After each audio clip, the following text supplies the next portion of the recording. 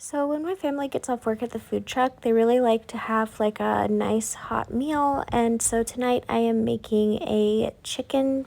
Basically, it's just going to be a baked chicken, but let me tell you guys that this came out so good. If you haven't subscribed yet, please take a moment to hit the subscribe button and join our family. We'd also love to see you at our food truck in Utah.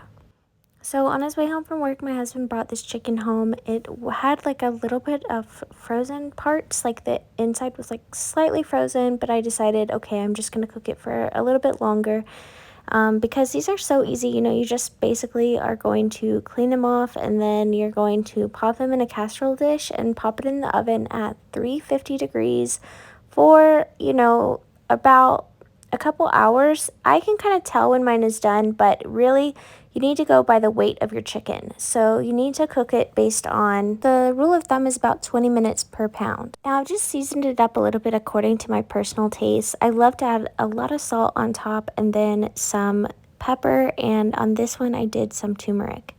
Next, I'm going to be peeling these carrots because I do like to have a side dish. So I'm just going through and peeling up all of these different carrots that we have. I really like to do like chicken and carrots, and in this case, we're doing chicken, carrots, and mashed potatoes.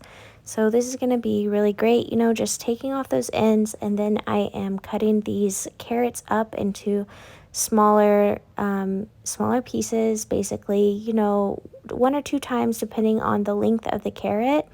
And sometimes when they have those little pointy ends, I literally don't even cut them. So I'm adding here in this casserole dish all of my carrots mixed with some avocado oil. I really love avocado oil. I think it tastes great. And then I'm also adding coconut aminos, which is a soy sauce replacement.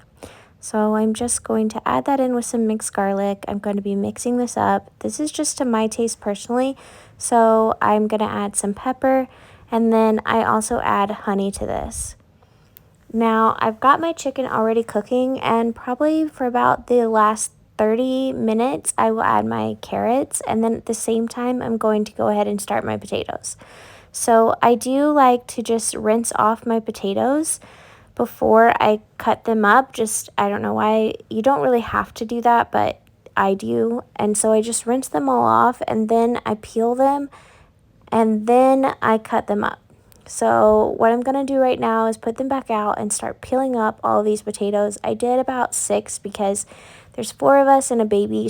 I'm peeling these potatoes, and then I'm going to slice them up into different sections. I usually do about 4 or 5 different sections per potato because I like to make sure that they're small enough so that they can boil pretty quickly, because I don't like to spend forever boiling my potatoes. So it's probably about 6 cuts, and then I'm going to add them back into the colander and rinse them off. Okay, so the colander is in the sink, and I have rinsed off them, and now I'm just adding water and salt to a pan because I'm going to be boiling them until they are ready. They boil pretty quickly, and then I add milk, and I usually like to use heavy cream, but just for this one I did use regular whole milk.